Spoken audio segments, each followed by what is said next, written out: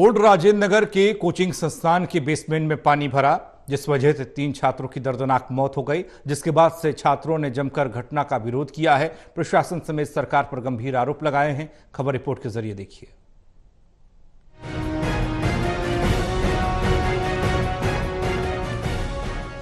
Old Rajendra Nagar की coaching संस्थान के बेसमेंट में पानी भर जाने की वजह से 3 छात्रों की दर्दनाक मौत हो गई।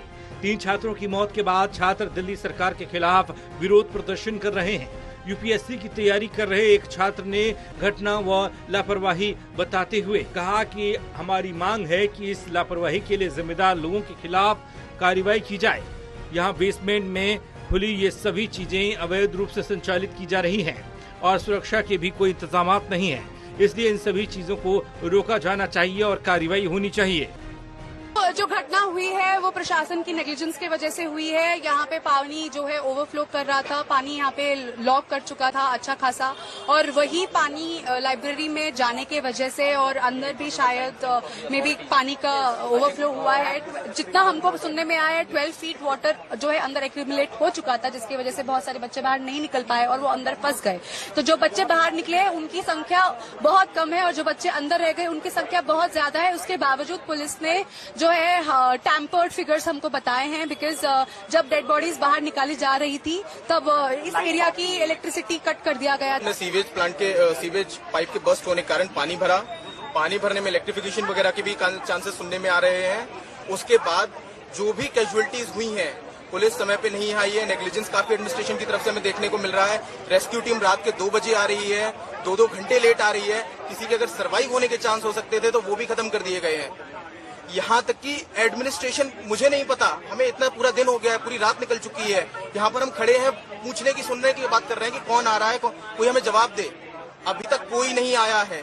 किसी एडमिनिस्ट्रेटर ने हमें आकर के ये नहीं बोला है कि हाँ ये है।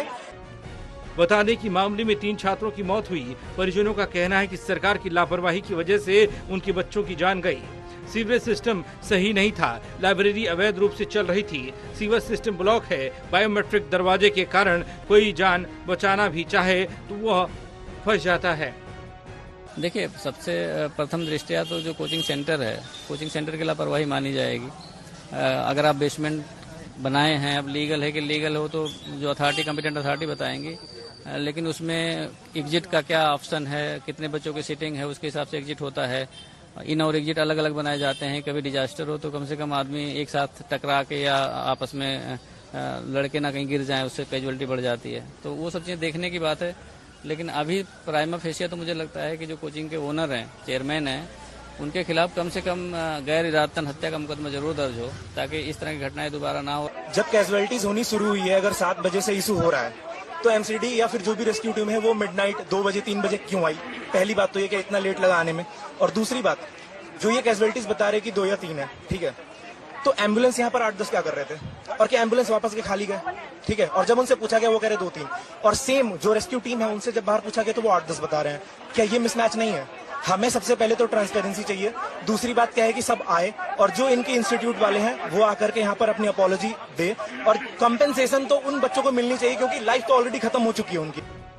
जानकारी ये भी मिली कि पुलिस ने कोचिंग सेंटर के मालिक और समन्वयक को हिरासत में लिया और आगे की जांच पड़ताल शुरू की है। दिल्ली से रिया राय की रिपोर्ट, टोटल न्यूज।